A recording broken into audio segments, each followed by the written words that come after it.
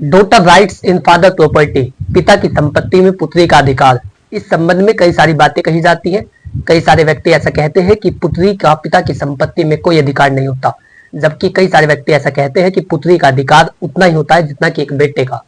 तो इन बातों में से कौन सी बात सही है? क्या पुत्री का पिता की संपत्ति में अधिकार होता है और ये अधिकार कब तक रहता है? इसके साथ ही पिता की संपत्ति में पुत्री का अधिकार कब खत्म हो जाता है? ये सारी बातें आज की इस वीडियो में डिस्कस की जाएंगी। मेरा आपसे अनुरोध है कि यदि आप चैनल पर पहली बार आए हैं तो आज ही चैनल को सब्सक्राइब कर ले, ताकि इसी प्रकार की लीगल नॉलेज, कानूनी जानकारियां, विधिक परामर्श और आपके अधिकार आप तक पहुंच सके। चलिए बिना किसी देरी के वीडियो शुरू करते हैं। नमस्कार दोस्तों, मैं स्मित कुमार आप सभी का हमारे यूट्यूब चैनल में स्वागत करता हूँ। दोस्तों, प्रॉपर्टी को लेकर हमेशा ही लड़ाई झगड़े रहते हैं। हर घर में प्रॉपर्टी को लेकर के डिस्प्यूट रहता है, चाहे वो आपकी अनसेस्टर प्रॉपर्टी हो, चाहे वो आपकी सेल्फ एक्वायर प्रॉपर्टी हो, चाहे किसी भी तरीके की प्रॉपर्टी हो, प्रॉपर्टी को लेकर हमेशा डिस्प्यूट देखने को मिलते हैं।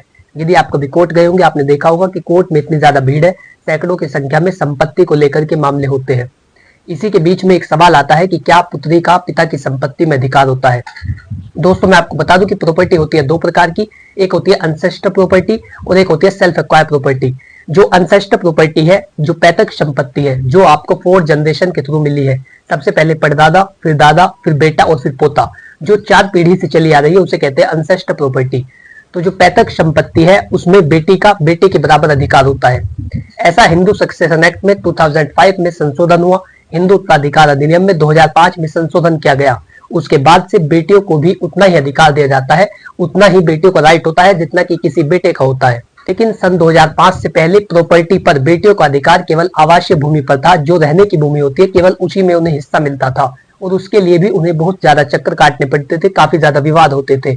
लेकिन सन 2005 के बाद जब से हिंदू सक्सेशन एक्ट में अमेंडमेंट हुआ, जो हिंदू उत्तराधिकार अधिनियम में जो इस बात का प्रावधान करता है कि किसी व्यक्ति की संपत्ति उसके उत्तराधिकारियों में, जो उसके लीगल हेयर है, उनमें किस तरीके से बांटी जाएगी, तो जब उसमें अमेंडमेंट हुआ उसके बाद से बेटियों को भी वही अधिकार दिया जाता है जो कि एक बेटे का होता है। अब हम बात करते हैं कि यदि बेटी की शादी हो जाए तो क्या वो अधिकार बरकरार रहता है, क्या वो बना रहता है?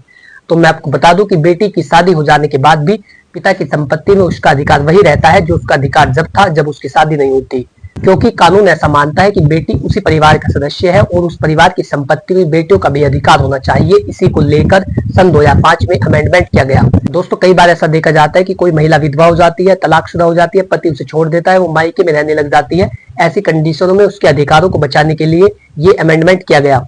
और जब से ये संशोधन हुआ उसके बाद से यदि लड़की की शादी भी हो जाती है, उसके बाद भी उसका अधिकार पिता की संपत्ति में बरकरार रहता है।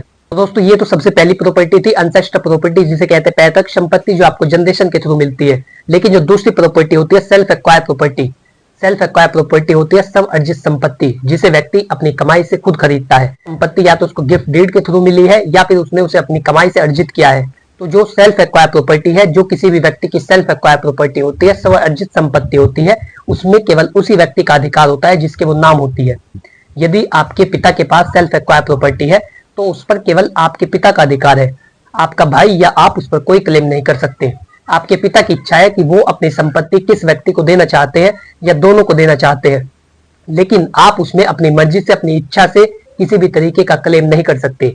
जो सेल्फ एक्वायर प्रॉपर्टी है उसमें केवल उसी व्यक्ति का अधिकार होता है जिसके वो नाम होती है। वो व्यक्ति उसे बेचने के लिए, उसे ट्रांसफर करने के लिए, उसे दान करने के लिए, उसे गिफ्ट करने के लिए पूरी तरीके से स्वतंत्र होता है।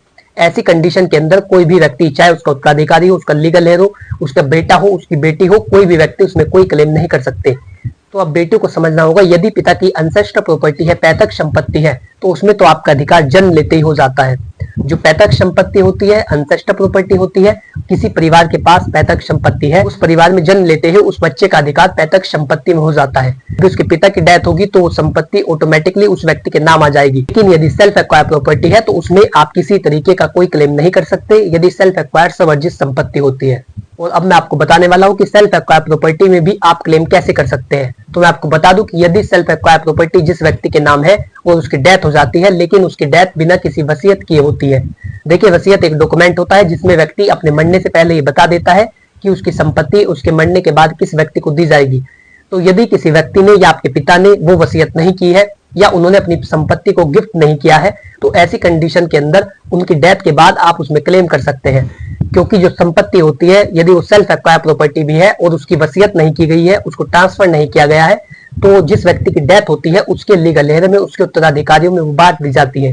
क्योंकि आप अपने पिता की लीगल हेयर है तो आपको भी उस संपत्ति मिलेगी, आपको भी उसमें हिस्सा मिलेगा, बशर्ते कि उन्होंने कोई गिफ्ट डीड ना की हो, उन्होंने उस संपत्ति की वसीयत ना की हो। ऐसी कंडीशन के अंदर आप सेल्फ एक्वायर्ड प्रॉपर्टी में भी अपने पिता से हिस्सा ले सकती है। तो आशा करता हूँ कि जानकारी आपको अच्छी लगी होगी और आप समझ पाए होंगे कि बेटी का अपने पिता की संपत्ति में कितना अधिकार होता है। यदि आप इसी तरीके की जानकारी में रुचि रखते हैं तो आज ही चैनल को सब्सक्राइब कर ले, ताकि इसी प्रकार की लीगल नॉलेज, कानूनी जानकारी, विधिक परामर्श और आपके अधिकार आप तक पहुंच सके। यदि आपका कोई सवाल हो तो आप कमेंट बॉक्स में लिख करके पूछ सकते हैं, मैं जल्दी उसका उत्तर दूंगा। और यदि आप कोई लीगल जानकारी लेना चाहते हैं, कानूनी परामर्श लेना चाहते हैं, तो स्क्रीन पर दिए गए मोबाइल नंबर पर अपनी प्रॉब्लम का व्हाट्सएप करें, जल्दी आपको उसका भी उत्तर दिया जाएगा। Thanks for watching this video. अपना कीमती समय देने के लिए धन्यवाद।